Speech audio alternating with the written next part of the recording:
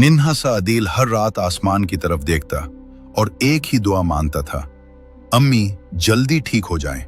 उसके कमरे की खिड़की के पास एक छोटा सा लालटेन था जो उसने अम्मी के साथ मिलकर बनाया था। अम्मी ने कहा था, जब भी तुम इस लालटेन को जलाओगे मैं तुम्हारे साथ होंगी। मगर अब कई महीनों से अम्मी अस्पताल में थी और अदील के घर में खामोशी ने डेरे डाल रखे थे। एक रात लालटेन अचानक बुझ गई। अदील का दिल डूब गया, जैसे उसके अंदर से रोशनी छिन गई हो। वो रोते हुए बाहर गया और आसमान की तरफ देखते हुए बोला, अम्मी मुझे आपकी रोशनी चाहिए। इतने में ठंडी हवा का एक झोंका आया और लालटेन दोबारा जल उठी, पहले से ज्यादा रोशन।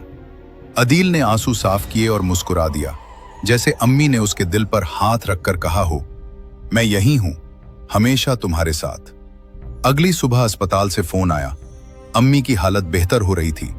अदील ने लालटेन को नजदीक से देखा और आहिस्ता से कहा, शुक्रिया अम्मी, मेरी रोशनी कभी बुझने नहीं दी।